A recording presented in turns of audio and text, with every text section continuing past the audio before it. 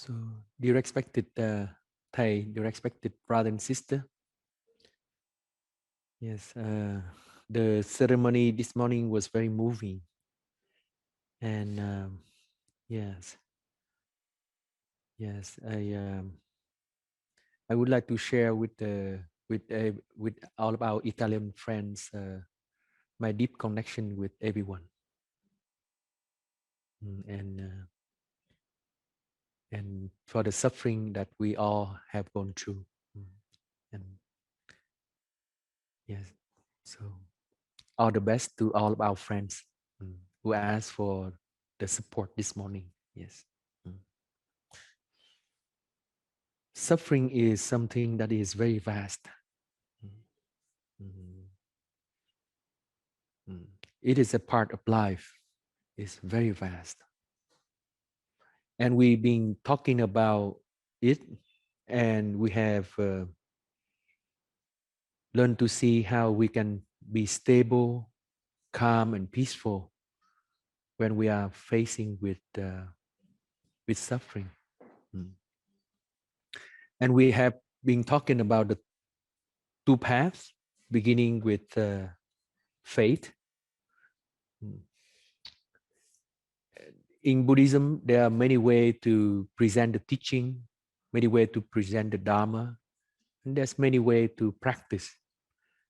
And every time I try to bring out some elements so that we can enjoy the Buddha teaching in different light, different aspect. Mm. So for this course, I've been concentrated on the 5 spiritual root.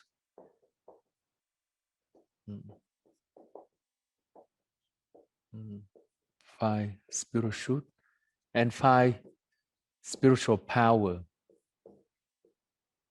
as a way to bring us from the the world of suffering, mm, the world of suffering, of unsatisfactory, of pain and sorrow, into the world of peace, the world of peace, uh, happiness, mm, stability, positive, and so on. Mm. And faith is a faith. Faith is a very positive um, mental formation. Mm. It's a mental formation. It's a very positive mental formation. And faith arises because we have a deep belief, deep belief from within us that there is something very beautiful out there. Something very beautiful out there. And we all reach for that beautiful goal. And that is an aspect of life, an instinct, and an instinct characteristic of living. Mm. We are all living beings. And from our deep root of of during the process of evolution, from this deep root of evolving into time, we learn to grow up. We learn to grow up, and we reach higher and higher. Mm. Mm.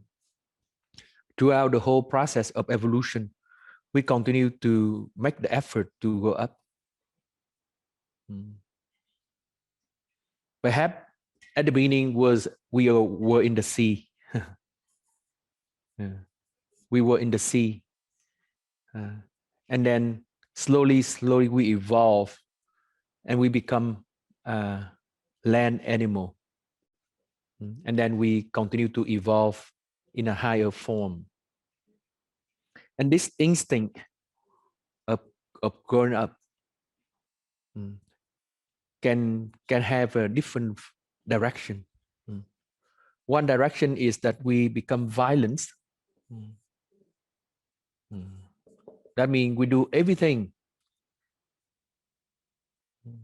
in order to protect our life, to to preserve our life, preserve our existence as much as possible. We compete with other species. We compete with other people in the same member of our human family. We struggle for life. We fight. That's one way of development. So we respond to violence by violence. We respond to violence with violence. And that is one way that we have gone through in our process of evolution.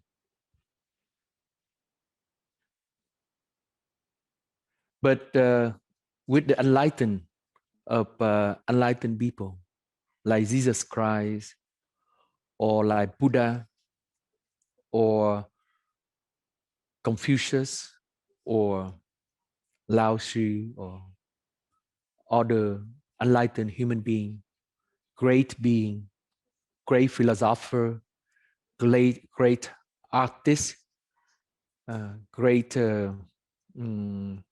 novelist, scientist, and so on. There are people who have evolved into a different path.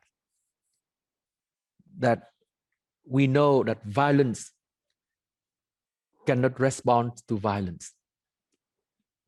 Violence can only promote more violence, and it will become more destructive to this process of growing up, of evolving.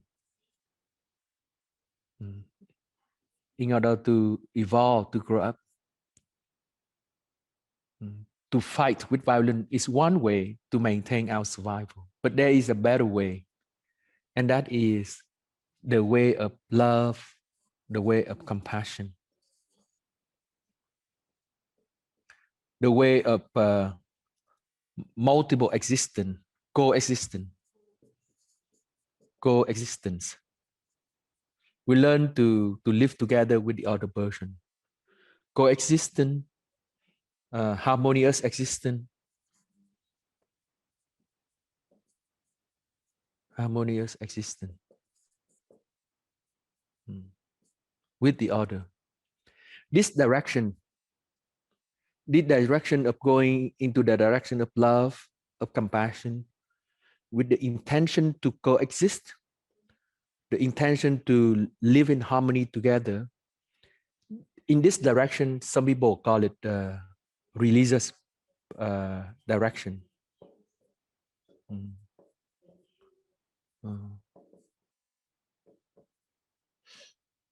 And some people call it spiritual direction.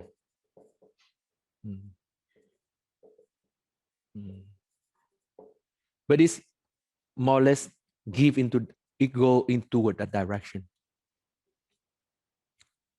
According to the more popular definition of religion is that religion is a practice where we turn our attention to some supernatural being, some higher being. There's a higher being. There's a God, and that is called why it's called religion. But there are some people who go into this direction, but they don't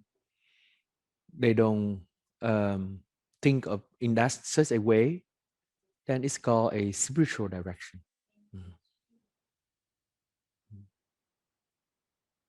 Mm. And actually in Buddhism, the word spiritual is also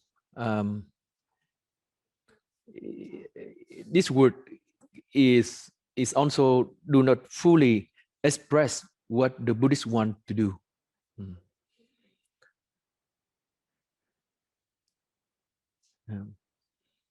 Because in the Buddhist perspective, mind and body are one. Mm. In the sense, it's a totality. Mhm. And spirit, the spirit sometimes might have the meaning that there's some transcendental reality. Transcendental. Mm. Transcendental reality. That's something that is going beyond. Mm. But it seems like um, it is the way of we understand the word deeply, and we we live our life in a way that we are still in the world, but we are beyond the world. And that is the Buddhist way. The Buddhist way is not like completely transcendental in the sense that there is a reality, the reality that is beyond our grasping, the reality that is beyond human ordinary cognition. But it is still that human cognition, but we learn to face things in a different way.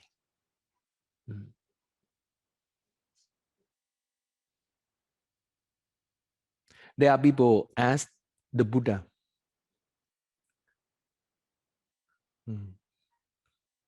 when they see the Buddha is very peaceful, very calm, very loving, very compassionate, and they ask the Buddha, "Are you a deva?" That means, are you a god? Uh, or are you a naga? You know, in the Indian cosmology, there are many living beings. There are many different realms. So they have different name for it. And the Buddha said, "No, I am the Tathagata." That means the one who have come in such a way. The one does come. That is what it means by Tathagata. Tathagata. Tathagata. That means who the one does come. That's how people translate it. The one does come.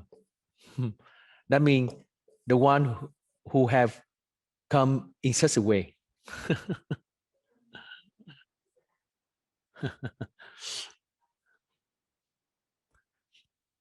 So to say that the Buddhist practice is a spiritual practice is not fully justified to what the Buddha think.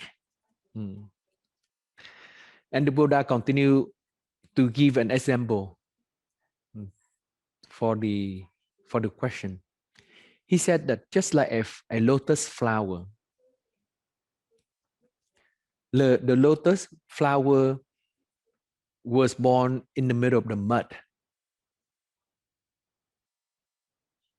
From the mud, and it grow in the mud, and slowly it come out the mud, and it go into the water, and slowly it rise onto the surface of the water, and it rise out the water.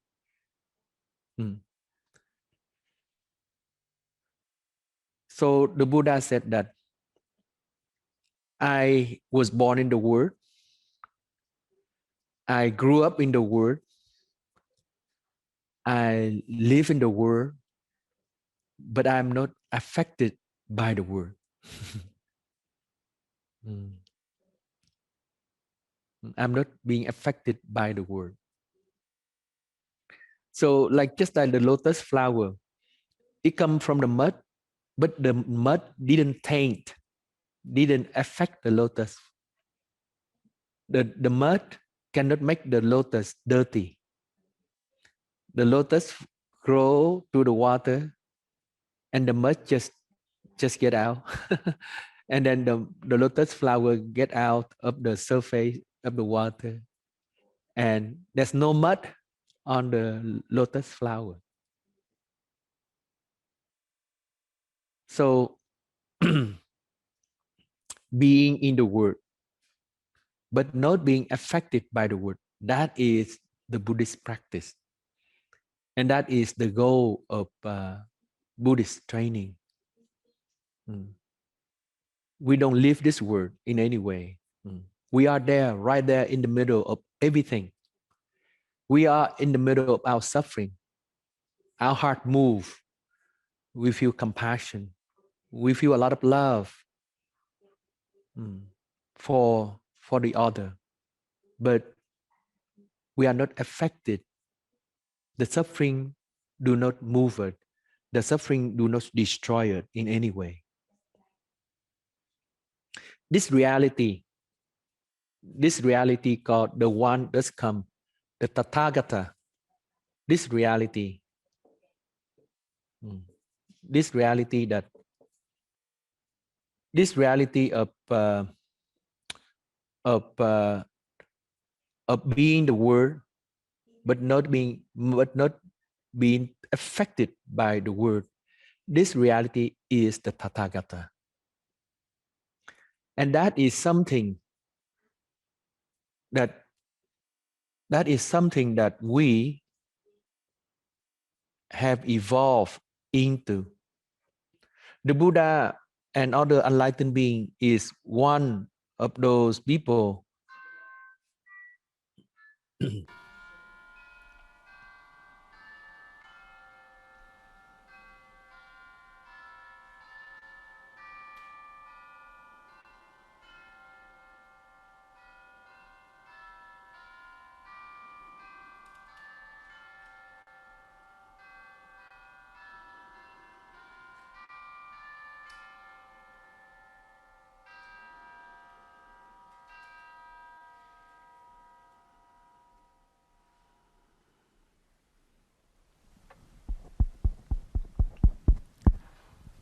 So the Buddha and all other enlightened beings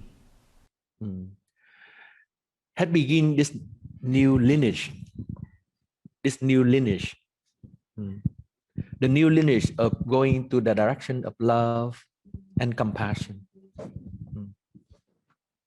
Among other friends in our human family, there are people continue to go into this direction of violence, respond to the violence with violence. But there are human in our human family begin to move into this direction. We begin a new lineage. New lineage.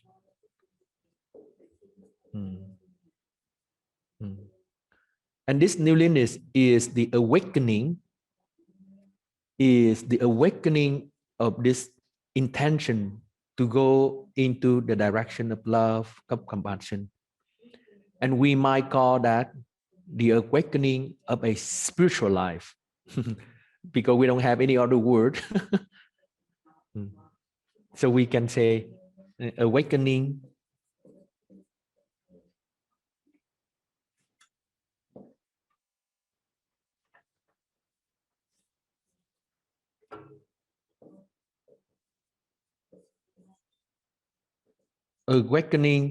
to a spiritual life. And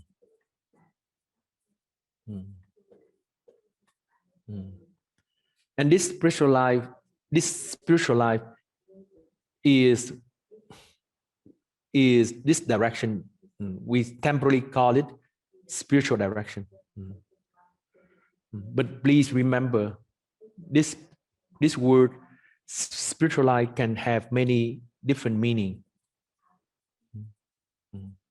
It could have the meaning of a religious life, depend on how you look at it, or it could be the direction that I just talked about, the direction of a Tathagata, the direction of the one that's come, Tathagata.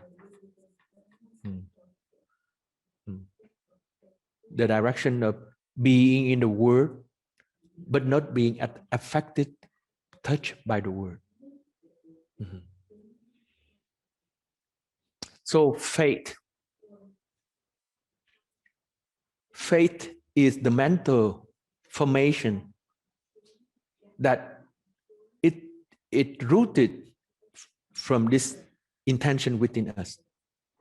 Some of us have this deep intention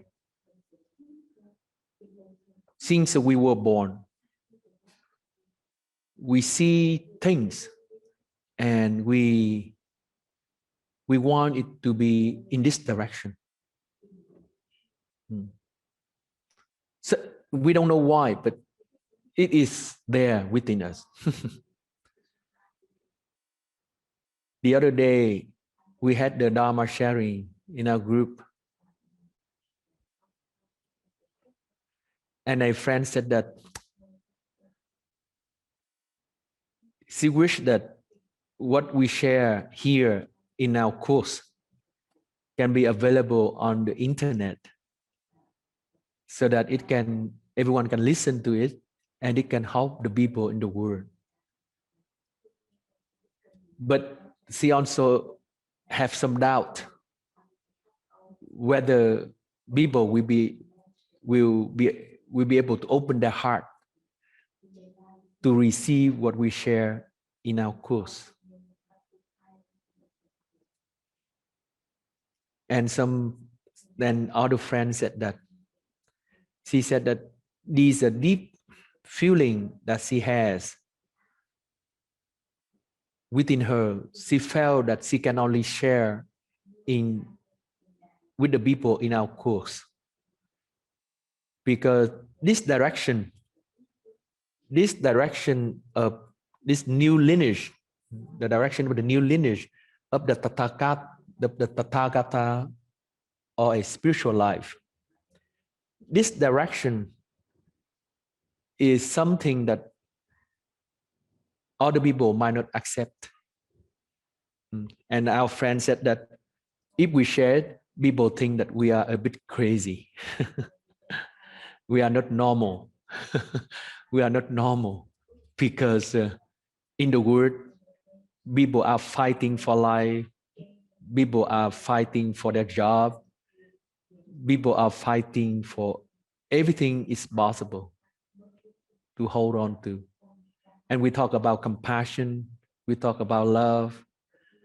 We talk about generosity. We talk about giving, living simply. There are many people in the world don't think like that. And they think that it's nonsense. It's nonsense. But that is something each one of us are born with. There's nothing wrong with other friends in the world. Remember, this direction is the direction that we want to live together, coexistent, in harmonious existence with others. So even these people do not have the same intention like us, but we try to be with them.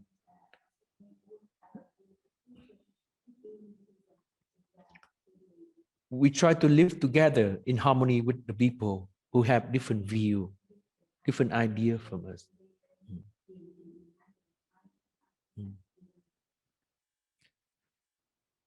And for myself, I share about my childhood. I was born in a rural area. And my family my father had a drugstore selling yeah like drug medicine for it is simple shop. It's not something very great, but compared to other people in the area, we are well off. When our parents first came to the area, they were very poor. They don't have any money. And in those first day, um, my parents do not have a house, so they um, they they have the curtain, paper curtain, and they build a a simple hut to live on. And I was born in underneath this carton roof. And my mother many times share about it, and when she share about it, she cry that I was born in such a very poor condition. And it was raining very hard. It was very cold, and there's no proper roof, only curtain. And I was born in that type condition. And I don't know why. I don't know whether because I was born in such poverty condition. So that's why when I come up, my life is relatively simple.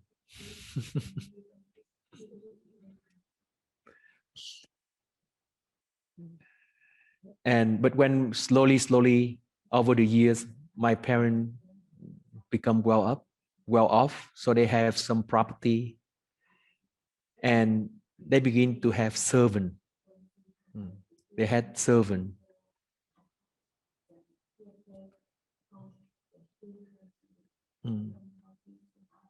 And I never dare to ask these servants to do anything for me. I had the full respect for these servants, and I never had the courage to ask them to take care of me or to do anything in my favor. They wash my clothes, but then I dry my clothes and I fold my clothes for my brother and sister. And I didn't dare to look down on them and to be disrespectful to them. And I thought to myself, when I grew up, even when I'm very rich, I will never have servant. I will never have servant. I will try to do everything on my own. And actually, that's what happened now. I never dare to ask my younger brother or sister to do things for me. I never dare to ask the younger brother and sister to serve me, to be my attendant. It's not my nature. It's not my nature to ask the other people to serve me. And when I went to high school, I had a very kind teacher, mathematics teacher. And when I went to the college, I came back and I visit her. And I don't know what to do with my life. I jumped from one subject or one field of study to another field of study. So I begin with electrical engineer. Then I switch into chemical engineer. Then I switch to being medical student. And then when I came back to visit my high school mathematics teacher, she asked, what are you studying now? I said, I'm studying for the medical school. And nobody know you better than your teacher. Nobody know you better than your teacher. She looked at me, she smiled, and she said, when you become a doctor, you have so much money. What do you do with it? Because you live so simple. That is not your nature. Why do you need so much money?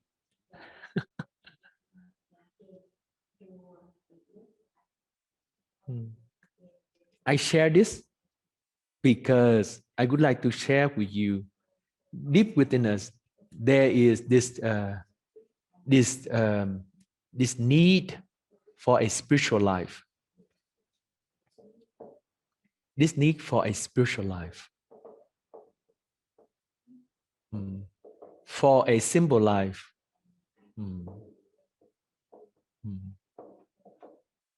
Some of us have this earth stronger, and some of us have a different earth, different need.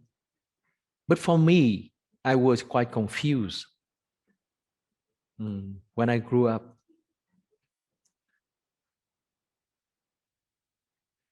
Early in my 20s, I asked my parents to become a monk. But my parents afraid that being a monk, you will live a very harsh life, a very difficult life.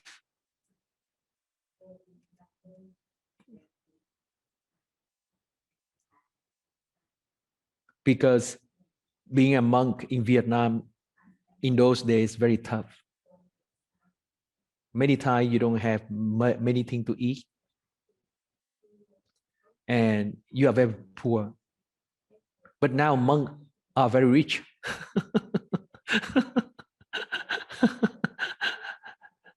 But those days monks are very poor. You live a very hard life, and you have to serve people. You have to help people, to support people in their difficult time. You don't think about yourself too much, but you think about other people. And that is very tough life.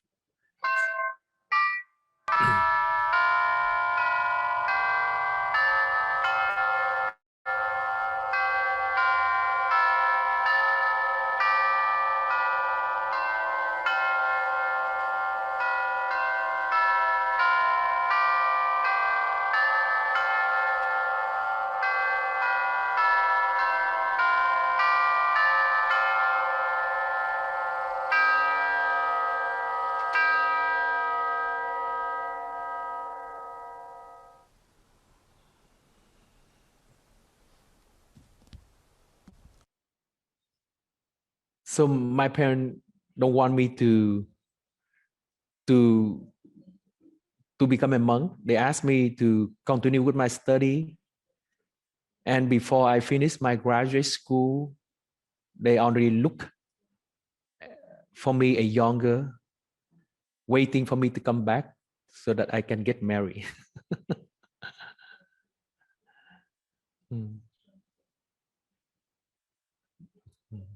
But then coming back close to my family, to live with my family, to work, and I try to please my parents.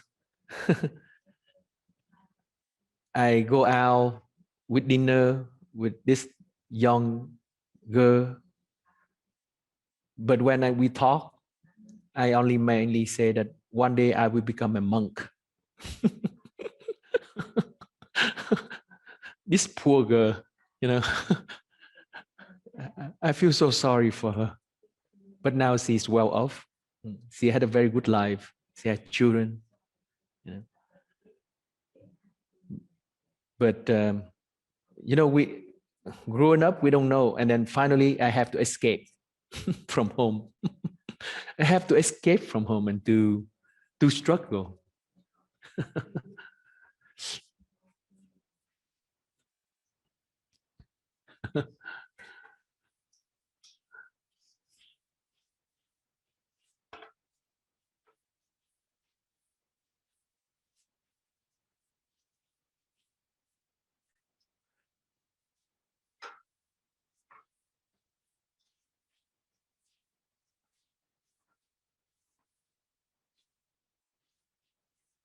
So, so there is this deep mental formation called faith within us that we want to go into a direction, a noble direction, a noble direction, the direction of the Tathagata, the direction of a Tathagata, or you can call it the direction of a spiritual life. But then we got confused. We never allowed this deep, deep trust within us. Deep trust that there is this higher reality, this nobler reality. We never allowed this faith, this trust to grow, to develop. There are other matter that bother us. And we got confused. And due to this confusion, we got trapped in the world. We are trapped because it's not something that we really like. So that's why suffering comes. Suffering comes because we struggle to become ourselves, but we cannot. So we make one mistake, and after another mistake, we are confused. We don't know what to do. And around us, there's no people who guide us on the right path. Nobody can point to us this deep reality within us, this deep faith in something higher, something more noble within us. Nobody is able to point us to this this element called faith. So we get confused, and there is block of suffering that is created within us.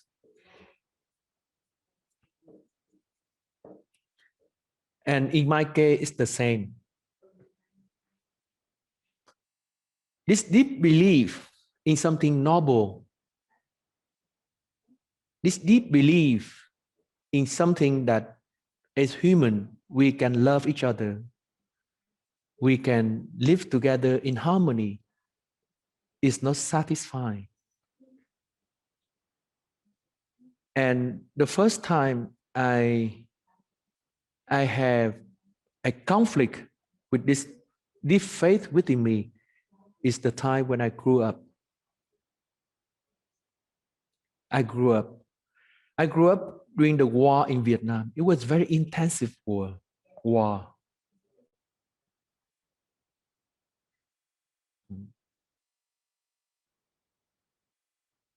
It was very intensive. Every night when I sleep, I heard shooting in the dark. I heard cannon, cannon heard in a far away. There were people in my neighborhood become crazy because of the war. I saw soldiers who take off their clothes. They become naked. They run because they become crazy. And my mother had a lot of compassion. She offered rice to these difficult people. Mm. We take out a plate of price on food and we put down, and then we withdraw. So these people naked, they will come, they will take the food and they eat.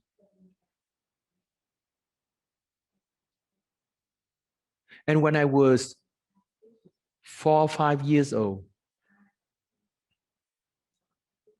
military men came to front of my house. They came there ready for the a campaign, a military campaign that night. And the scenery was very depressive. And as a young boy, suddenly I feel quite fearful.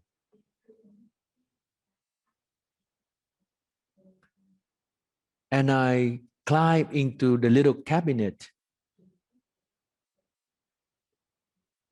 I climb into the little cabinet. I look out. I try to hide myself inside this little cabinet. I look out to the scenery, and suddenly I thought to myself, there's no future. There's no future. There's no point of growing up because human is so cruel. Human is so cruel. People do not love each other. People treat each other with cruelty. And what is the point of growing up? What is the point of of uh, of living anymore? 4 years old, and I had that thought. And that is the biggest conflict that come within me. The conflict between the reality of life, and this faith, the instinct within me that there is this noble direction, the direction of a Tathagata. There is a life that is more meaningful. That is more meaningful. That there is a life that is worth living. That is worth living with compassion, with coexistence, with harmonious living, with respect. There is this conflict already when I was 4 years old. And this conflict grow, and I become depressed. I become depressed. And on the way to transform myself, I first begin with the 5 spiritual root, the 5 power. I already shared with you. We learn to cultivate energy, and we learn to be mindful, and we learn to embrace this block of pain with our mindfulness until the point that we have some kind of stability, solidity,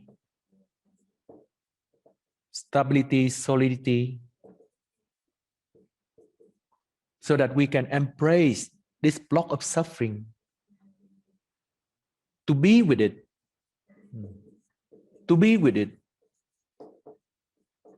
instead of running away from it. And I am able to transform this block of depression within me. The block. So this way to a spiritual life is very important. It is very important to cultivate energy, to develop energy, diligent, endurance, to be mindful of the block of suffering, to have enough stability so that we can embrace it with love, with deep love, and transform it. This path is very important. But there is another path that I talked about yesterday.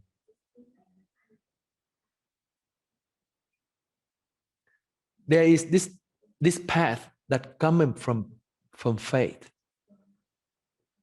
that we can cultivate this noble direction.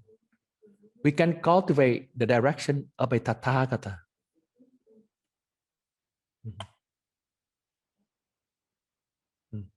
That is the path that I talked about yesterday. It begins with faith and it gives to joy. To joy. Joy is the elements that we rediscover this faith within us, recover this noble direction within us. We feel so happy. We feel that life is meaningful.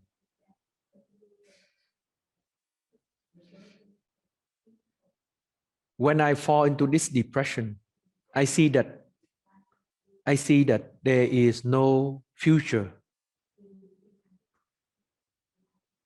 There's no point of growing up. But when this block of suffering is already calmed down, and I begin to understand more and more about it, then I see that there is this path that is very important to develop our spiritual life. And on this path, I call it positive cultivation. Positive cultivation. This path that I talked about yesterday, beginning with faith to joy, to rapture, and so on, is the path of positive cultivation. And this path of the 5 power, I call it the path of passive transformation.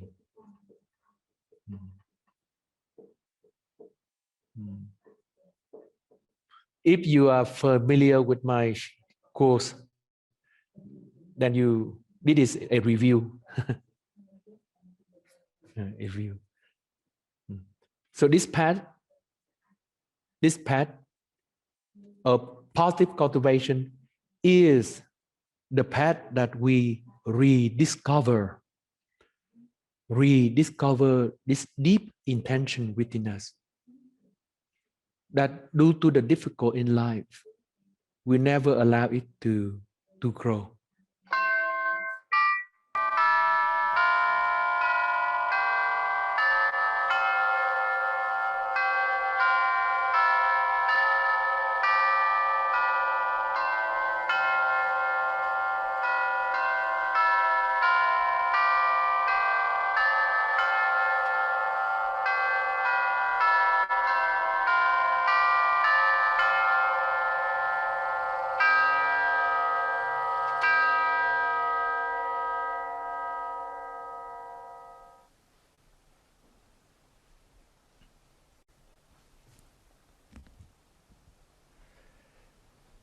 This path, this positive cultivation begin when you return to identify this deep need for a spiritual life, this deep need for a direction of a Tathagata. Life might tell you different things. Life might teach you have to be violent. Life might teach you that you have to lie, you have to fight, you have to struggle. Perhaps that's what life tells you.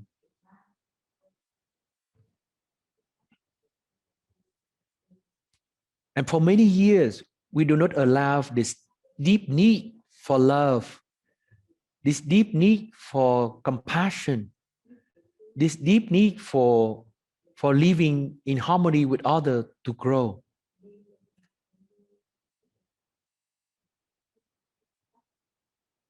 But there is time you rediscover it. In Buddhism, we call it, that moment we develop a beginner mind. A beginner mind. A beginner mind. Beginner mind. Sơ tâm. Sơ tâm. Or the bodhisattva, the mind of bodhisattva. The mind of bodhisattva. Bodhisattva is the mind of great love, great compassion, great understanding. Beginner mind. And you make a determination that you decide from now on, I will walk on this life, or I will walk on this path. I will not follow what life tell me. I will not follow what the world tell me. I rediscovered this deep spiritual life within me, the deep spiritual need within me. So when I escaped my family, it took me a lot of struggle within. I love my parents very much. I love my brother and sister very much, very deeply. And it took me 7 years or so from the time I asked my parents to 7 to 8 years from the time I asked my parents that I want to become a monk. It took me 7 or 8 years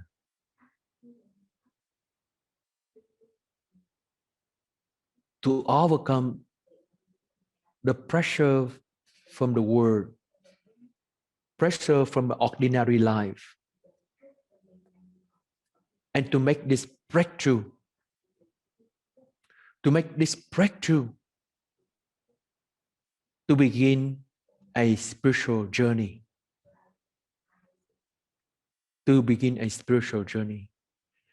When we are able to make this jump, we go into the new lineage. Remember, I said there was 2 lineage, the lineage of violence, the ordinary life, violent lineage, and there is another lineage beginning with the Buddha, with Jesus Christ, with all the great living being. We can call it compassionate lineage. Compassionate lineage. The moment I escape my family, I leave everything behind. I leave everything behind. It was very difficult, extremely difficult for me to do that because I love my family deeply. It's not easy to make this decision. I sent everything back home, but I miscalculated. So all of my belongings should arrive in my home after I left America. But it came back to my home one day before my flight. And my whole family was shocked. And my mother, she spent the whole day to call up to where I live. She live in Texas.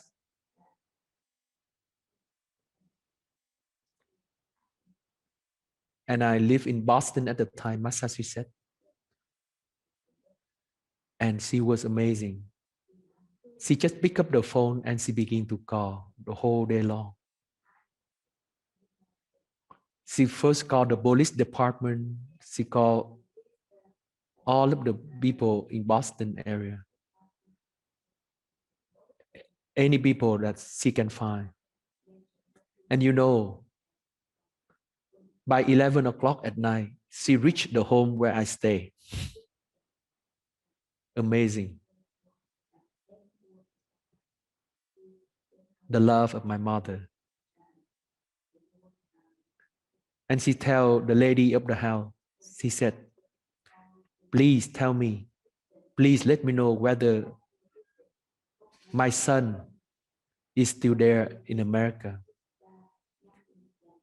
If he's still there, I will fly up. I will get a flight up tonight. And I will ask him to stay home and not to become a monk.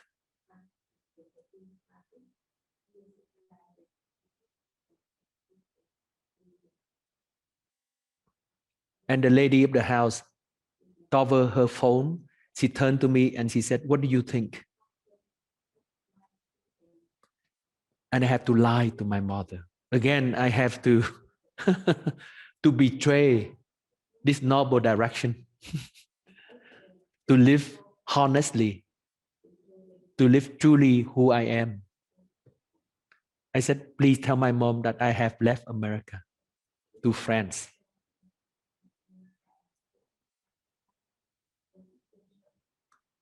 And if you come up here, you will not be able to see him.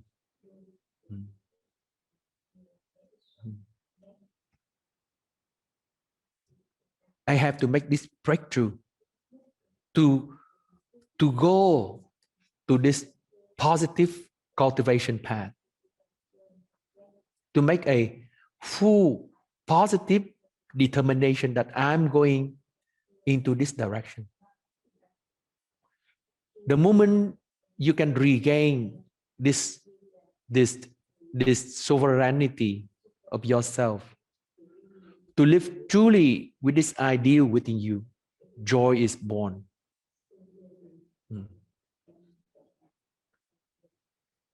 So from this faith, the deep faith that it's possible to live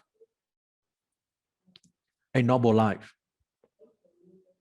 a compassionate life of a Buddha, of other great living being. And when we make this commitment, we had this deep commitment, this faith give rise to joy. We take full control of our life. Just like the Buddha said that a lotus moving up from the mud, but not being affected by the mud. The moment you can do that, you can be in full control and you know the direction that you are going, and joy comes. And slowly with the practice, slowly with the practice, this joy will begin to permeate your whole life, and that's called rapture.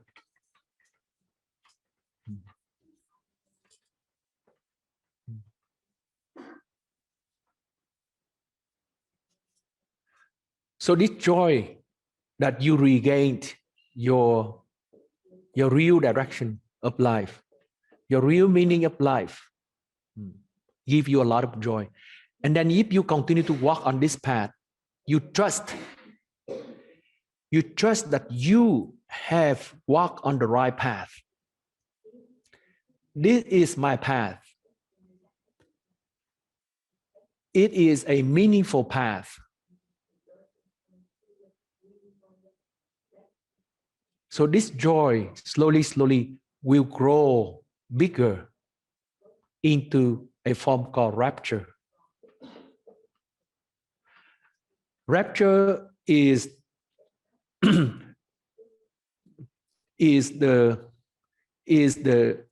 state where all of your life begin to be filled with this joy in your body as well as in your mind.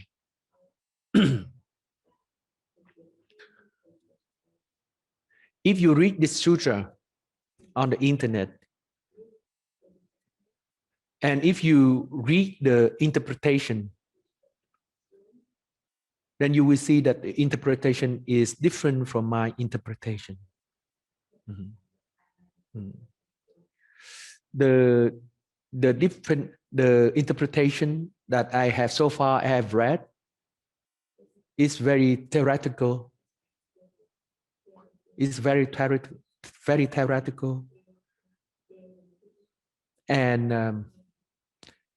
it is oriented from the view of the Southern tradition, the Theravada tradition. But I interpret the teaching of the Buddha from my own experience, what I have gone through life, and understand his teaching. The moment the Buddha left his home, the moment the Buddha is able to break away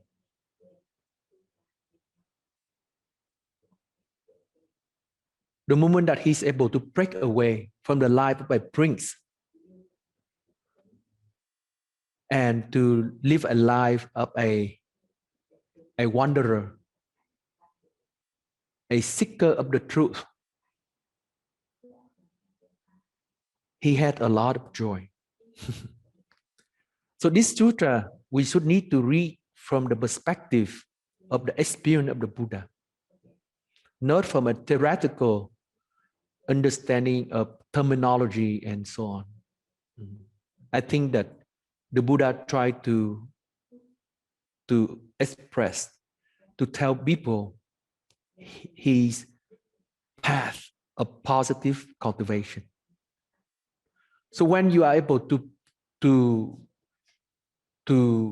trust this faith, you trust the faith that there is this noble life, there is this noble goal of a spiritual life.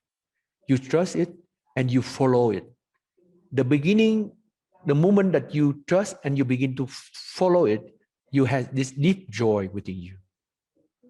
But you still are not sure. You are not sure. You are not sure.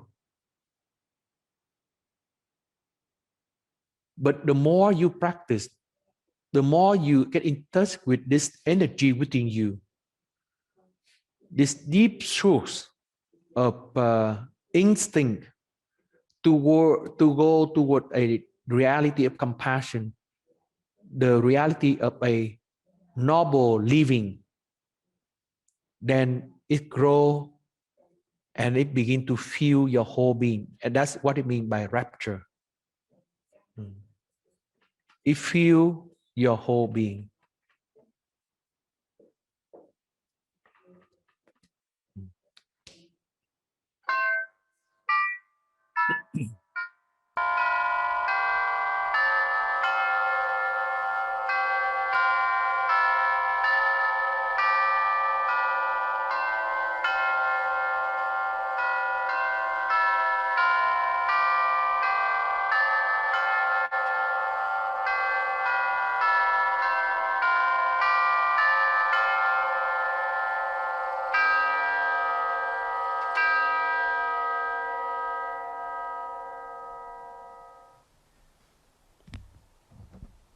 So learn to trust your inner voice toward a noble life.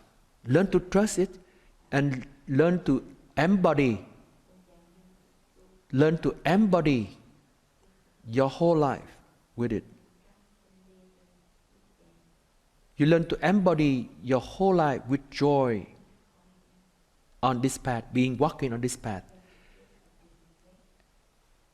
So you can think of the joy here is like the beginning of a flower. There is a flower. There is flower. I draw a flower. There is this flower that begin, and rapture is like it become a fruit.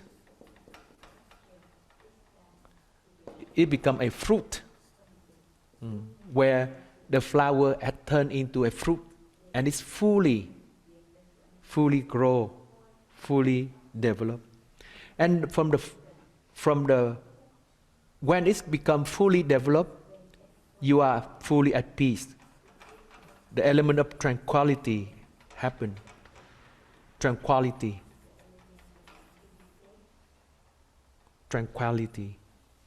I hope that I spelled correctly. Tranquility. That's right. Tranquility. Yeah.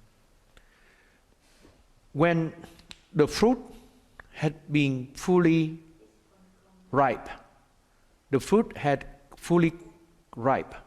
it become very, very peaceful. Tranquility is peaceful, a sense of at ease. Before, you have to struggle, you have to fight, and you have to defend your path. You have to defend to the world that this is a right way of living. This is a noble way of living. But after being raptured, you realize that I'm fully mature. I'm fully mature and I feel at ease. Nobody can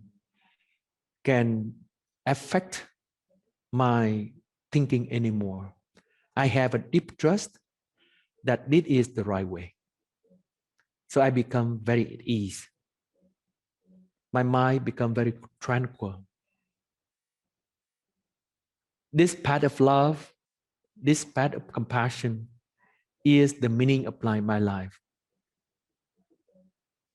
The fruit has been ripened completely. And you are at peace. And this at peace gives rise to happiness. Happiness is the feeling of being fulfilled, the feeling of being fulfilled, fulfilled.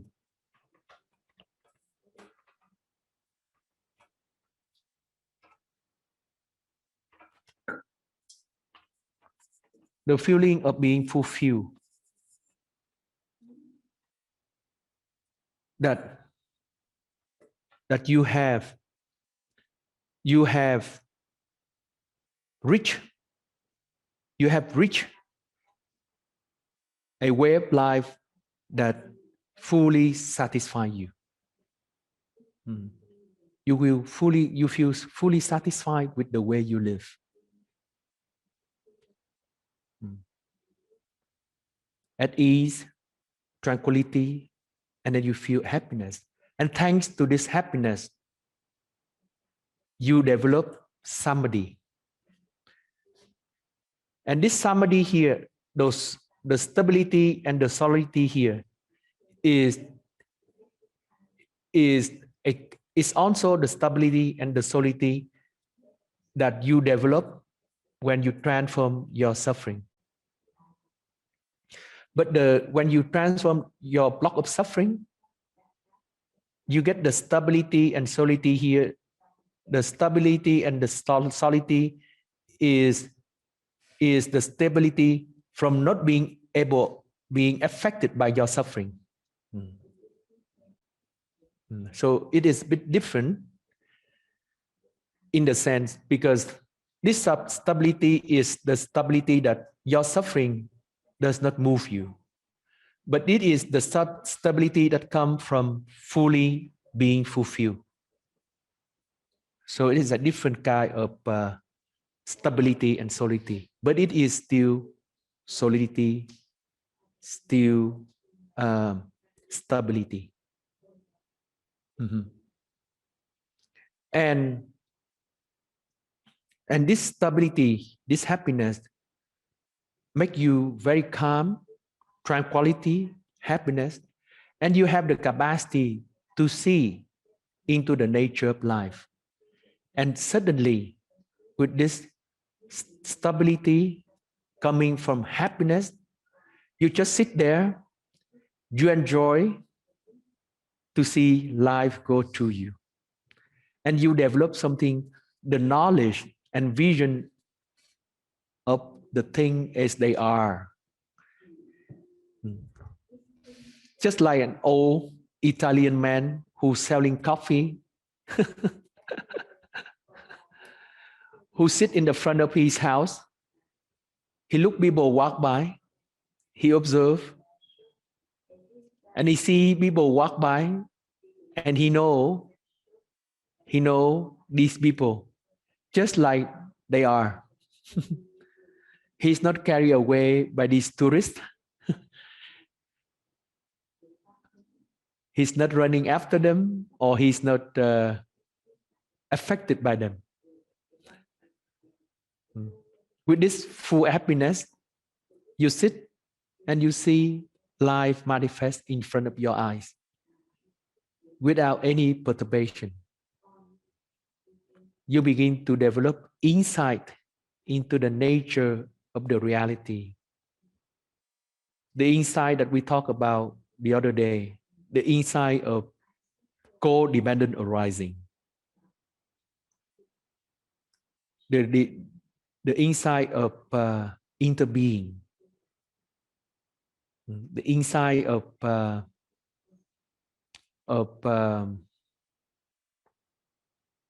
interbeing, of co-dependent arising,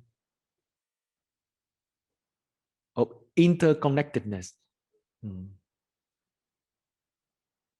The insight of connectedness. You sit there with your full happiness, and from this full happiness, you have enough stability and solidity to observe life, and you discover life manifest the way it is. So from this, there's the development of the knowledge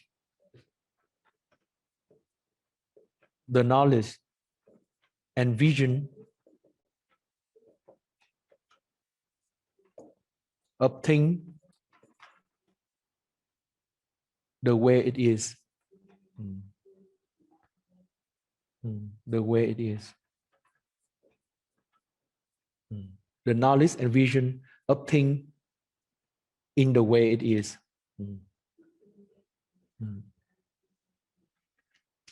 Thanks to this happiness and the stability.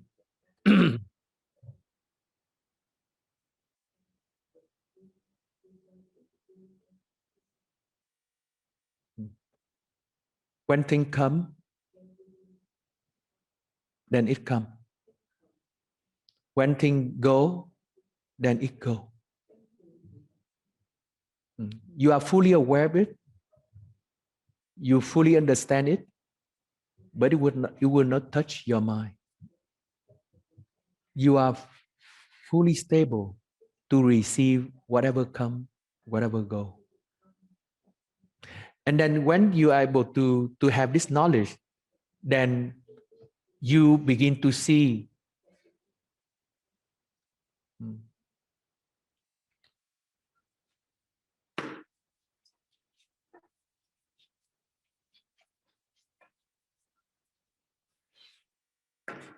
So from stability and solidity, you develop knowledge and vision of the thing in the way it is.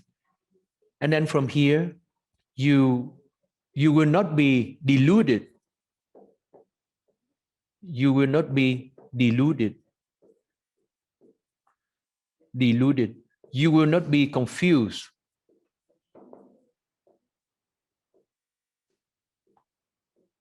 Mm. Mm. Like a magician. Mm. Like a magician who performs some act, and then you believe it is real. But the moment you have knowledge and vision about the reality, then the magician cannot delude you, cannot enchant you, cannot enchant you, cannot enchant you, enchant you, mê hoặc, mê hoặc. He cannot enchant you. You become disenchanter. Disenchant.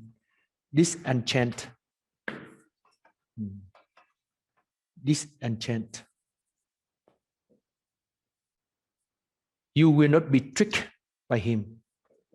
You will not trick. Trick. You will not be tricked. Not be tricked. Because you are able to see the truth. And when you are able to see, you have this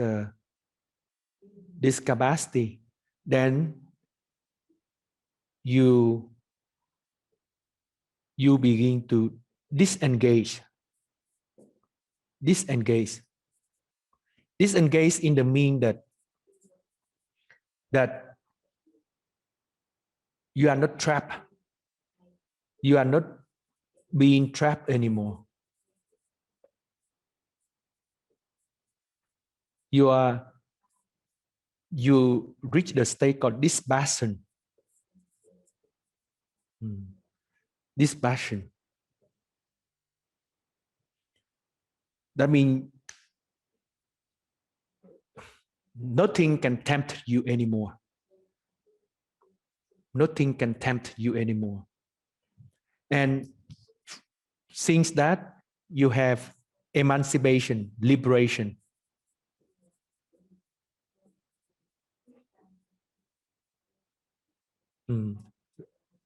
Liberation.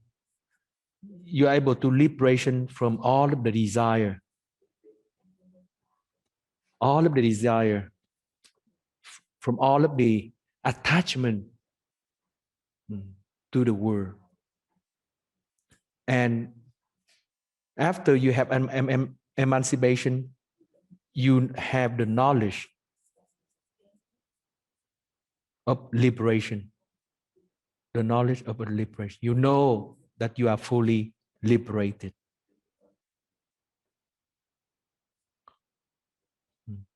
And this path from faith to joy, to rapture, and so on, to the knowledge of liberation, the Buddha gave an image.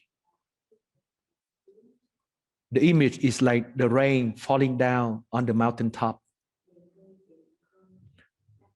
And then the water collect in the little hole.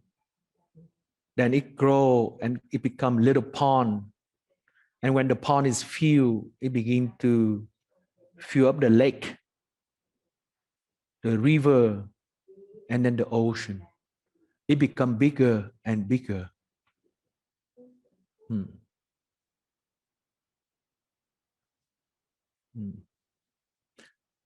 Click OK TV. Sorry, the TV is about to turn off. I don't know what to do here.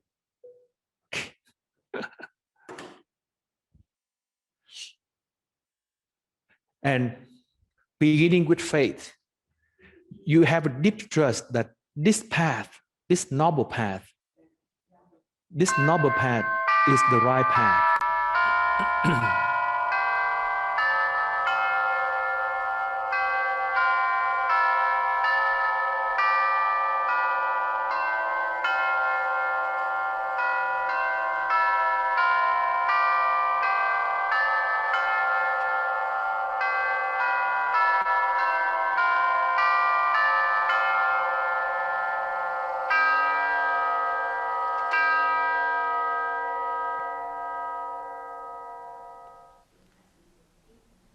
This dry path, and then from this it begins to grow. From the little creek on the top of the mountain, later on it becomes the big ocean. And that's how the Buddha cultivate his life, the direction of a Tathagata. And this is a presentation of the way the Buddhists think about the life of a Buddha. And this path here, the second path here, is a path that is modeled on the life of the Buddha. When you practice this path, you're practicing taking refuge in the Buddha. This path here is a path of taking refuge in the Buddha. Taking refuge in the direction of a Tathagata. And beginning with faith. Slowly, slowly, you will blossom into a Tathagata. And once you grow and you grow, you become the ocean of the truth. You become Tathagata. So good luck, and I wish everyone can reach your ocean. Thank you.